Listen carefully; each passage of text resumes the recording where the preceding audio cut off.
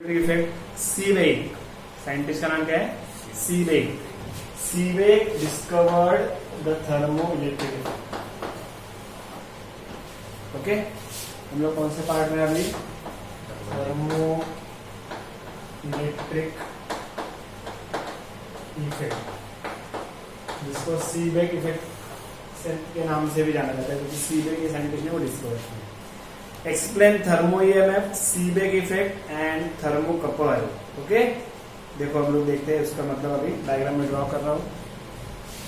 आपके text book में वही है, लेकिन नोट्स में क्वेश्चन आंसर के फॉर्म में, इसलिए मैं उससे एक्सप्लेन कर रहा हूँ आपको। ठीक है, क्या क्या डायग्राम में देखो, इधर एक पानी है, ओके, इधर गर्म पानी, हाँ, और इधर एक पानी आइस है, एक कंटेनर जिसके अंदर क्या है, जिसके अंदर आइस पीसेस। ठीक है, ओके, तो इधर एक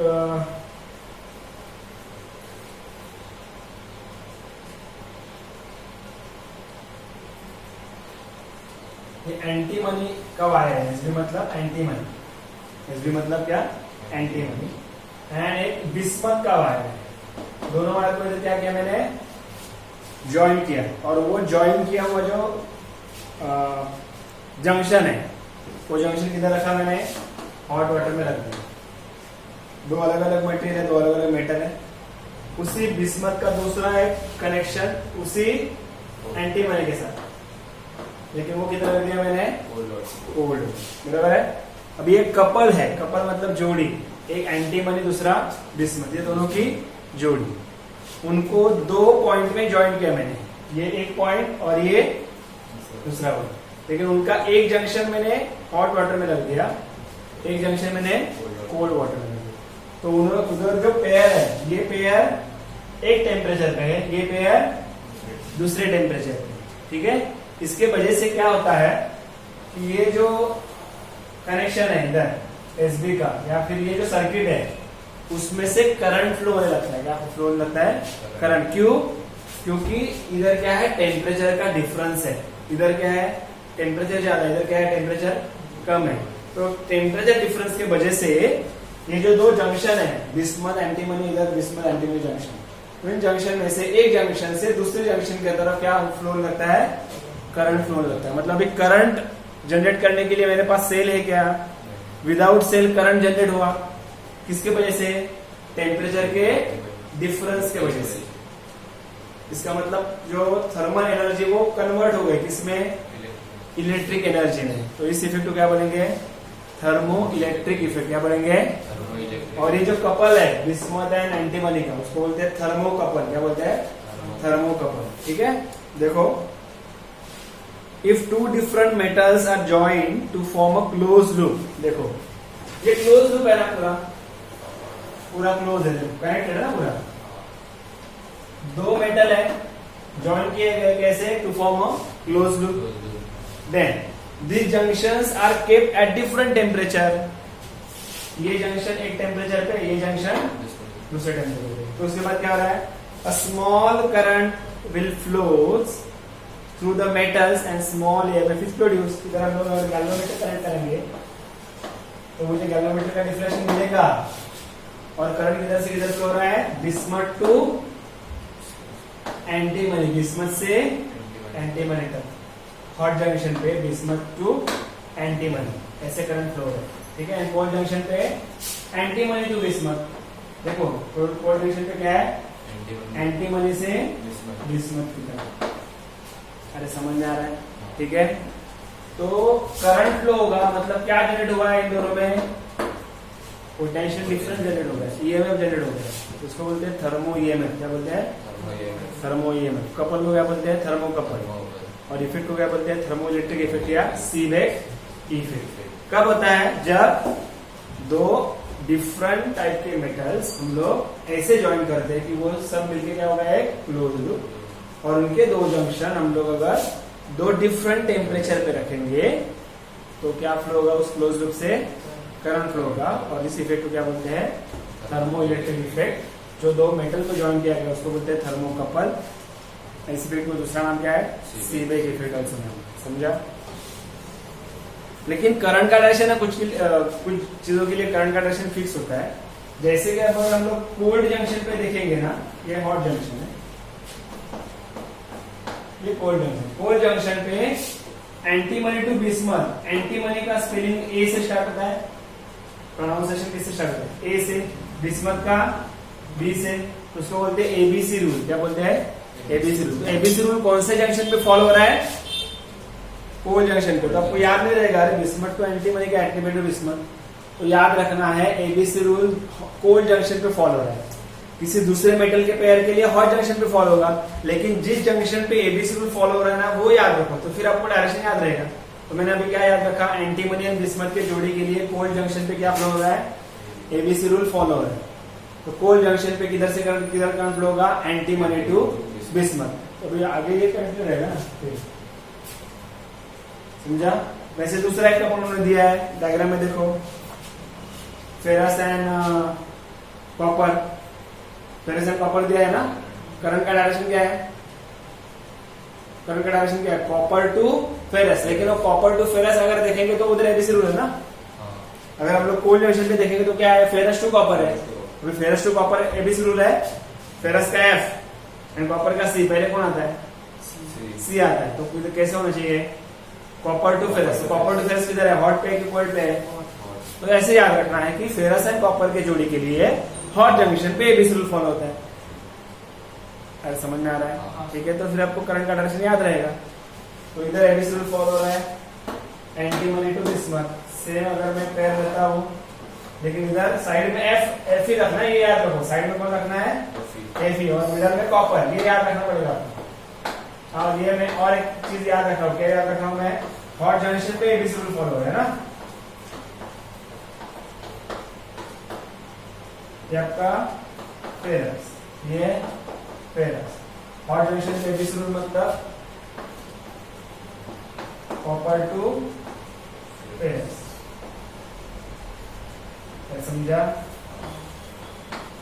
ये इफेक्ट को क्या बोलेंगे, फिर से एक बार, thermoelectric effect, Seebeck effect, pair को थर्मोकपल बोलेंगे, बराबर है, एंड करंट को थर्मोइलेक्ट्रिक करंट बोलेंगे। ठीक है, एक बार तीनों क्वेश्चन रीड करो, कोई डाउट रहेगा तो पूछो मुझे। 94 मत करो, 91, 92, 93 रीड करो नोट्स में से, कोई डाउट रहेगा तो पूछो।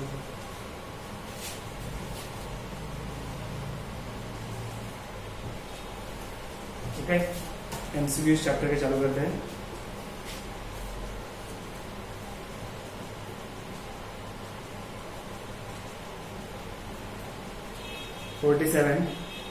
Page number 33 of your notes, हाँ, मास्टर की कप नोट्स का page number 33। 47, if V is the potential difference across the potentiometer of length L, क्या लिया है, V is the potential difference, बराबर है, किधर दिया पोटेंशियल डिफरेंस वो, okay okay okay sir, across the potentiometer of length L, ये potentiometer है, इसके अक्रॉस जो पोटेंशियल डिफरेंस है वो भी है, और इस वायर का लेंथ कितना है L, समझा ना। ये दो पॉइंट के बीच में पोटेंशियल डिफरेंस भी है, इस वायर का लेंथ है L, ठीक है। Then the potential drop per unit length of the wire is, potential drop per unit length, इसको K बोलते हैं ना, V बाय फॉर्मूला है ना, लेकिन V बाय है क्या, इधर नहीं दिया V बाय, तो V बाय का वैल्यू नहीं दिया है, कैसे करेंगे, देखो K मतलब V बाय है, बराबर है, लेकिन हमारे पास एक क्वांटिटी है जिसको बोलते हैं सिग्मा, स्पेसिफिक रेजिस्टेंस, उसका वैल्यू है R इंटू ए अपॉन एम, क्या वैल्यू इसका, R इंटू ए अपॉन एम, ठीक है। इधर मैं क्या करता हूँ, V की जगह लिखता हूँ आया, V की जगह लिख रहा हूं मैं आया, ठीक है। तो R अपॉन एल क्या हो गया, R अपॉन एल क्या हो गया, सिग्मा अपॉन ए हो गया ना, बराबर है। तो इधर क्या आएगा, आई इंटू सिग्मा है, सो रो है, I into row and divide by, इधर देखो ये ए आएगा ना इधर, आर अपॉन एन की जगह रो अपॉन ए। तो ऐसा कुछ क्वांटिटी है क्या इधर दिया हुआ? नहीं दिया, उन्होंने रो नहीं दिया, उन्होंने सिग्मा लिया। तो सिग्मा के टर्म में कैसे करेंगे? भी रो मतलब स्पेसिफिकेशन जो मैंने बताया, सिग्मा मतलब रेजिस्टेंस पर यूनिट लेंथ। देखो कुछ चीजें मैं आपको और थोड़ा इंट्रोड्यूस करना चाहता हूँ। ये जो रो है, रो मतलब स्पेसिफिक रेजिस्टेंस, क्योंकि मैंने गलती से वो रो देखा, रो नहीं है वो नहीं पहचाना, मतलब सिग्मा दिया मैंने। सिग्मा मतलब रेजिस्टेंस पर यूनिट लेंथ होता है, इसका मतलब होता है आर इंटू ए अपॉन ए, इसका मतलब। और इसका मतलब क्या होता है? खाली आर अपॉन एल। तो उन्होंने कुछ दिया है आर अपॉन एल के टर्म में दिया है ना कुछ, मतलब रो सिग्मा है ना उधर, ये रो है, ये सिग्मा है, तो रो तो नहीं है, तो रो का फॉर्मूला इसमें नहीं आएगा, तो सिग्मा का फॉर्मूला आता है, ठीक है। लेकिन मैं मेरा जो ओरिजिनल क्वेश्चन है वो है वी बाय एल को पहचान, लेकिन वी मतलब क्या होता है? I into are upon L. लेकिन आर अपॉन एल को क्या बोलते हैं हम लोग? सिग्मा बोलते हैं। तो आपका के का फॉर्मूला क्या आएगा इधर? आई इंटू सिग्मा। समझा कैसे किया वो? ठीक है। अब मटेरियल ऑफ वायर 46 में उल्टा जा रहा हूं। Material of wire of potentiometer is, potentiometer के मटेरियल का वायर का मटेरियल कौन सा रहता है? पोटेंशियोमीटर का मैंगनीज। याद रखो, पोटेंशियोमीटर जिस मटेरियल का बना हुआ है वो मटेरियल कौन सा है? मैंगनीज। अलग मटेरियल का वायर है पोटेंशियोमीटर वायर, जिसका प्रिंसिपल है V upon L is constant, that is potential gradient, ठीक है। ओके, आगे क्या पूछा है? 45 में in the following circuit the equivalent resistance between A and B, ठीक है। वो हम लोग बाद में न्यूमेरिकल जैसे सॉल्व करेंगे, पूरा वो न्यूमेरिकल है जरा, ठीक है। तो थ्योरेटिकल पार्ट है वो पहले मैं कवर कर लेता हूँ।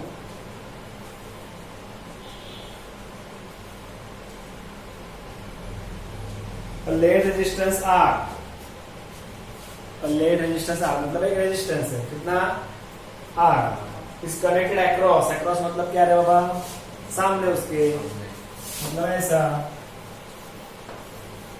अक्रॉस क्या? EMF of cell of EMF E, बराबर है, ठीक है। आगे and internal resistance, internal resistance दिया ना आगे, if is close potential difference across the terminals of the series V, if the closed circuit, मतलब इसका जो पोटेंशियल डिफरेंस ये V है, समझा क्या? वो V है। then the internal resistance of cell is what? internal resistance of cell पूछा है, मतलब R का फॉर्मूला पूछा है। कैसे है R का फॉर्मूला, कोई बता सकता है? Anybody will try? What is small r in this case? कैसे करोगे? कैसे करोगे? देखो अगर किरचॉफ वोल्टेज लॉ अप्लाई करोगे तो क्या होगा? किरचॉफ वोल्टेज लॉ अप्लाई करोगे तो सब इधर से A B C D A, A B C D A, इसके लिए किरचॉफ वोल्टेज लॉ अप्लाई किया, A से चालू किया, इधर पोटेंशियल डिफरेंस है V, मैं लूप ऐसे ले रहा हूँ और करंट भी ऐसे जा रहा है। बोलो करंट कैसे डिफाइन किया आपने? सेल का पॉइंट से ही जाएगा ना करंट, और मैंने लूप भी ABC ले लिया, मतलब ऐसे तो इधर माइनस ही जाएगा। उसके बाद ये आ रहा है, बराबर ना? तो उसके लिए क्या आता है? रेजिस्टेंस इधर से जा रहा है और लूप भी ऐसे है, माइनस आया, ठीक है, बराबर है। उसके बाद क्या आएगा? -2 प्लस, मतलब plus E is equal to 0, बराबर ना? इसका भी कुछ नहीं है। ओके, ये आर के टर्म में हमने पूछा ना। एक मिनट, हम लोग जब ये करते हैं पता है अपना पोटेंशियल, ये यूज करने से अच्छा शॉर्टकट है। हम लोग जो internal resistance of cell find किया था उसमें हमने देखा था कि E is equal to K into L1 and V is equal to क्या लिखा था पता है? K into L2। याद है क्या आपको? ये देखा था ना, मैंने सीखा था ना, V is equal to K into L1। तो इधर अगर E अपॉन V लेंगे तो क्या मिलेगा मुझे? याद आ रहा है ना? Internal resistance of cell count करते फॉर्मूला डिराइव करते समय मैंने ये इक्वेशन बताया था, जब Q ओपन रहता है इधर का तो EMF को प्रोपोर्शनल रहता है, जब ये Q क्लोज रहता है तो इसका पोटेंशियल डिफरेंस जनरेट होता है, तो जो बैलेंसिंग लेंथ है वो V को प्रोपोर्शनल रहता है, ऐसे बोला था मैंने। तो E अपॉन V लेंगे तो L1/L2। मैं ये ऐसे क्यों सोच रहा हूँ, मतलब ये मैं सोचने के लिए ये डायरेक्शन में क्यों आ गया, क्योंकि आपके जो ऑप्शन है उसमें देखो, आपके जो ऑप्शन है उसमें से कुछ ऐसे लग रहा है R into L1 minus L2/L2, ऐसे कुछ लग रहा है, इस तरीके से कुछ दिया है, लेकिन L1 माइनस L2 नहीं दिया है, R दिया है, और ऐसे कुछ रेशियो भी हर चीज में दिया है, और इंटर रेजिस्टेंस ऑफ सेल का भी फॉर्मूला यही है। तो किधर तो लिंक होगा, ये स्ट्रक्चर R एंड ये इसमें लिंक होगा, लेकिन उन्होंने ये समझा है किस फॉर्म में दिया है, E एंड V के फॉर्म में दिया है। तो मुझे रिलेशन याद आया कि हम लोगों ने जो डिराइव किया था उस वक्त E is equal to K into L1 था, और उस वक्त V is equal to K into L2। अगर मैं ये रेशियो लेता हूँ तो ये भी रेशियो यही आएगा। तो अगर मैं L1/L2 की जगह E/V रखता हूँ, ये मेरा एक्चुअल रेशियो क्या है, L1/L2 माइनस 1 है ना, तो इसकी जगह मैं क्या लिखता हूँ, E/V लिख देता हूँ, तो मेरा रिक्वायर्ड आंसर आ जाएगा E माइनस V/V। ऐसे दिया है क्या आंसर में, दिया है कौन सा ऑप्शन में, दिया है ना, आज इधर हो या इधर हो फर्क नहीं पड़ता ना, अपना आंसर क्या आएगा, C वाला आएगा, लिख लो, लिखूंगा।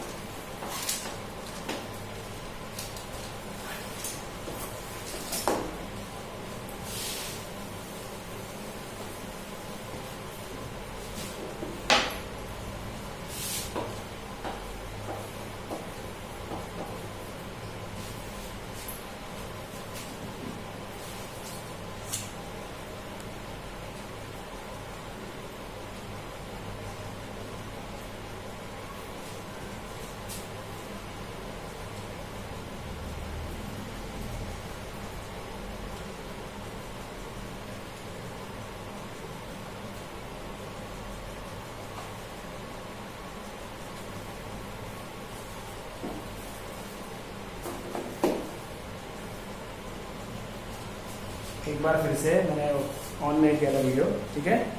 Question number 43, page number 32। Okay, ये विस्टोन नेटवर्क दिया है, एक बार फिर से ये विस्टोन नेटवर्क दिया है, इसमें साइकिल में क्या ऑर्डर दिया उन्होंने, P को 10 ओम लिया है बराबर, Q को 5 ओम लिया है, S को 4 ओम लिया है। हम लोग नॉर्मली S किधर लेते हैं, इधर, लेकिन उन्होंने बोला कि साइकिल ऑर्डर है उसके हिसाब से 3 नंबर में ऐसा है तो वो इधर ही आएगा, ऐसा वो 4 ओम दिया है, और उसके बाद लास्ट वाला जो R है वो दिया है 4 ओम। और क्या पूछा है उधर, then for the bridge to balance, मतलब ये कंडीशन में अगर ब्रिज बैलेंस होना चाहिए तो 4 में ऑप्शन में से कौन सा ऑप्शन सही है। तो ब्रिज बैलेंस का नॉर्मल हमारा जो फंडा है उसके हिसाब से क्या आएगा, ये रेजिस्टेंस अपॉन ये रेजिस्टेंस, उसका रेशियो कितना रहा है 2। तो सिमिलरली R अपॉन S का भी रेशियो कितना चाहिए 2, लेकिन R है कितना 4। तो इधर टू आंसर आने के लिए एक तो इसको 8 करना पड़ेगा, 8/4 2 हो जाएगा, या फिर इसको 2 करना पड़ेगा, 4/2 भी कितना हो जाएगा 2।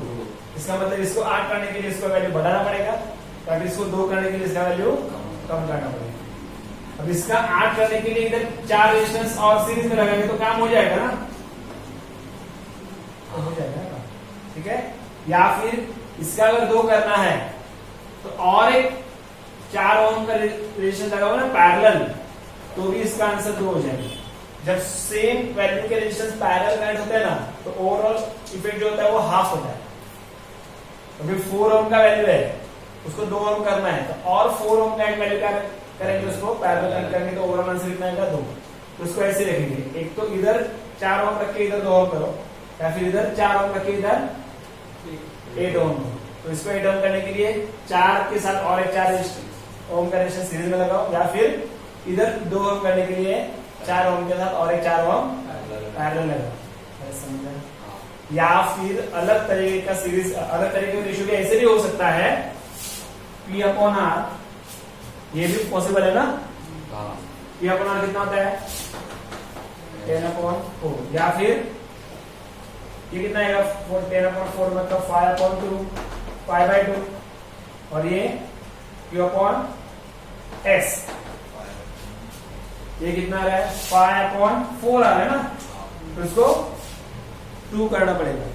तो ऐसे जाओगे तो इधर भी 2 कर सकते हैं, या फिर इस तरीके से, तो इधर क्या होना चाहिए 2 करना चाहिए। तो इसका मतलब ये कंफर्म हो गया कि इधर हाथ लगाने की वजह से बजाय हम लोग क्या करेंगे, इसको 2 करेंगे। लेकिन फिर भी ये ऑप्शन सही है कि नहीं, वो पहले 4 ऑप्शन में से चेक करने के बाद कंफर्म कर सकते हैं। ठीक है, तो 4 ऑप्शन में से क्या क्या दिया है देखो, 5 ohm should be connected in parallel with 5 ohm. Q जो है ना 5 ओम को अगर पैरेलल 5 ओम कनेक्ट कर देंगे तो कितना हो जाएगा, मतलब पता है 2.5 ओम हो जाएगा, इसका कोई मतलब नहीं है। ठीक है, देन 10 ohm should be connected in series with 5 ohm. 10 ohm इसके साथ, एक minute, 10 ohm should be connected in series with 5 ohm, मतलब इस Q के साथ सीरीज में 5 ओम कनेक्ट 10 ओम कनेक्ट कर दो। उधर 10 ओम कनेक्ट करने के बाद कितना हो जाएगा, 15 हो जाएगा ना, 15/4, और इधर क्या है 10/4, कुछ भी नहीं है, बराबर है। उसके बाद 5 ohm should be connected in series with the 10 ohm, मतलब इधर 15 हो जाएगा, ये 15/4 और ये 5/4, ये पॉसिबल नहीं है। फोर्थ ऑप्शन क्या है, 10 ohm should be connected in parallel with the 10 ohm, तो इसको अगर 10 ओम कनेक्ट कर देंगे, ये पॉसिबल है। इसको अगर हम 10 ओम पैरेलल कनेक्ट कर देंगे, ये 10 है और ये 10 है, कितना हो जाएगा पता है 5, तो 5/4, इधर भी कितना है ओरिजिनली। तो हम लोगों ने जो ऑप्शन देखा उसमें से कुछ भी नहीं, देखो इसका मतलब हम लोग सोचेंगे, लेकिन आंसर में से क्या आएगा वो देखना है, क्योंकि एक आंसर के लिए बहुत सारे वेज है। तो उन्होंने 4 ऑप्शन दिए, उस ऑप्शन पे पहले फोकस करना चाहिए, समझा। तो उन्होंने 4 ऑप्शन में से जो दिया उसमें से ये ऑप्शन सुटेबल है कि P इस 10 ओम रेजिस्टेंस को और एक 10 ओम रेजिस्टेंस शंट मतलब पैरेलल कनेक्ट कर देंगे, तो ये ओवरऑल रेजिस्टेंस के हाफ हो जाएगा, मतलब 5 हो जाएगा, डिवाइड बाय 4, इधर भी 5/4, ब्रिज बैलेंस हो जाएगा। ऑप्शन नंबर कौन सा आएगा, 4, समझा।